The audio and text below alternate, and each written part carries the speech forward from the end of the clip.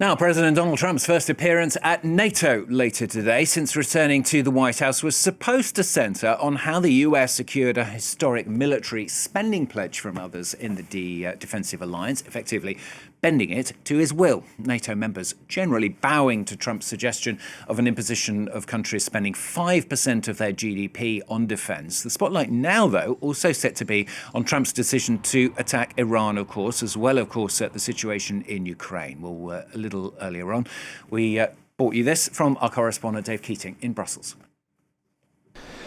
The big headline outcome from this summit of NATO leaders will be the agreement to increase the spending target from 2% of GDP to 5% of GDP. That's a pretty major increase, and it was an insistence of the Trump administration who demanded it. And it's actually quite surprising that we've ended up with it actually happening, because when the Trump administration first asked for this, European countries balked. They said that was an absurdly large amount of money, and they pointed out that even the US doesn't spend anywhere near 5% of its GDP on military expenditure. The way we got here was a bit of fudging of the math. So NATO Secretary General Mark Rutte came up with this split. Really, this is a target of 3.5% military spending, and then countries can do an additional 1.5% of spending on things that are adjacent to the military. Now, that's been left very vague, and it could include things like investment in domestic infrastructure, in roads and bridges.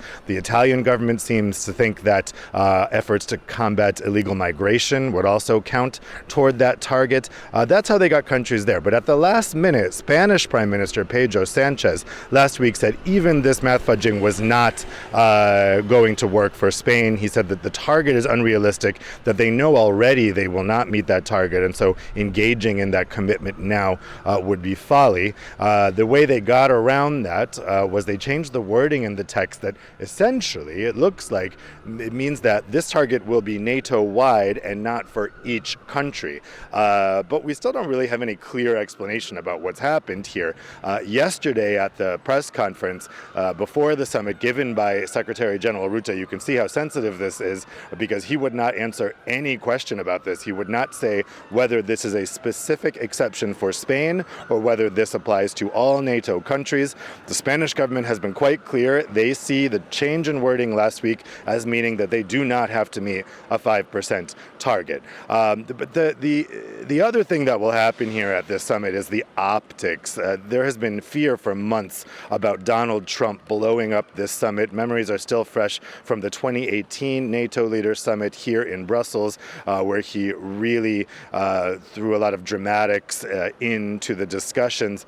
Now that we're in the second term and the guardrails are off, the fears were that something could be even worse than that. Luckily for them, at least, Donald Trump has delayed his entry to the summit. I think everyone's just going to try to keep their heads down, get in and get out, and just try to avoid any dramatic flare-up with Donald Trump. You can see the anxiety about this and a change in the agenda from what would normally be expected. So Ukrainian President Vladimir Zelensky will be joining the summit. However, he's just going to be joining for an informal meeting this afternoon, and it appears not joining for the formal summit tomorrow like he has in the past, both in the EU and in NATO.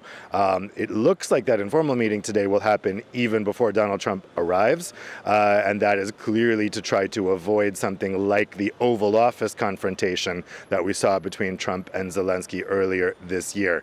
So again, big headline news, and it is big news that NATO is increasing its spending target, but the devil is in the detail, and what we should really be watching over the next 2 days is the specifics and the optics.